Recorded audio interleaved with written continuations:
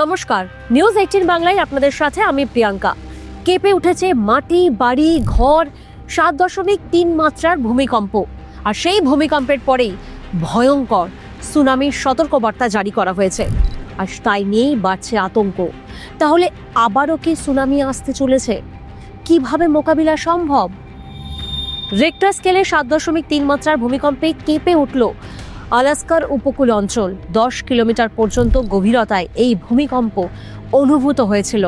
আর এই ভূমিকম্পের পরে মার্কিন সুনামি সতর্কীকরণ ব্যবস্থা উপকূলীয় অঞ্চলে আলাস্কার কিছু কিছু অংশে ভয়ঙ্কর সুনামির সতর্কতা জারি করে। তবে 1 ঘন্টারও বেশি সময় পরে তাৎক্ষণিক ঝুঁকি কমে যাওয়ায় এই সতর্কতার তীব্রতা কমিয়ে আনা হয়। পরে মার্কিন যুক্তরাষ্ট্রের আবহাওয়া দফতরের পক্ষ থেকে সমস্ত সুনামি সতর্কতা বা পরামর্শ বাতিল করে দেওয়া হয়। মার্কিন জিওলজিক্যাল সার্ভে জানিয়েছে যে আলাস্কা উপদ্বীপের ঠিক কেন্দ্রে পাফক দ্বীপের স্যান্ড পয়েন্টের কাছে স্থানীয় সময় অর্থাৎ দুপুর ঠিক 12:30টার সময় তার একটু পরে ভূমিকম্পর আঘাত হানে। মিশিগান টেকনোলজিক্যাল ইউনিভার্সিটি জানিয়েছে যে 7.0 থেকে 7.9 তীব্রতার ভূমিকম্পকে গুরুতর ক্ষতিকর বলে মনে করা হয় না।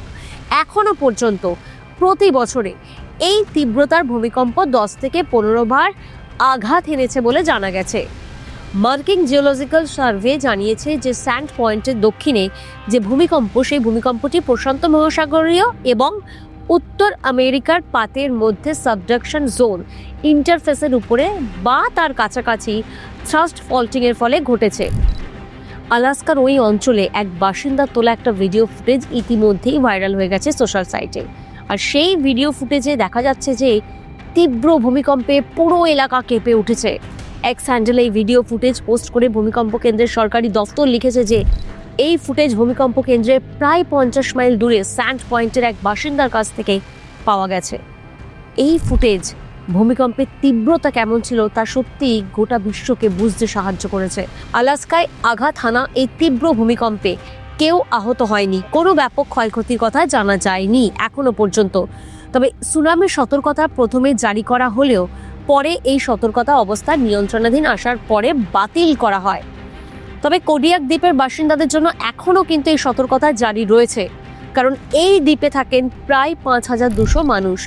সবার প্রথম সুনামিতে ক্ষতিগ্রস্ত হওয়ার সম্ভাবনা রয়েছে পাফক দ্বীপের স্যান্ড পয়েন্ট এলাকাতে, যেখানে এতজন মানুষ বসবাস করেন। সেখানে তাই আধিকারিকরা বাসিন্দাদের দ্রুত সতর্ক করতে এবং উঁচু স্থানে স্থানান্তরিত হতে নির্দেশ দিয়েছেন। প্রায় 4100 জন বাসিন্দা রয়েছে উনালাস্কা দ্বীপে, যা আদপে একটা মৎস্য শিকার কেন্দ্র। এই অঞ্চলেও কিন্তু স্থানীয় কর্তৃপক্ষ সমস্ত বাসিন্দাদের সমুদ্রপৃষ্ঠ থেকে 50 ফুট উপরে এবং কমপক্ষে 1 মাইল দূরে সরে যাওয়ার একটা নির্দেশ জারি করেছে।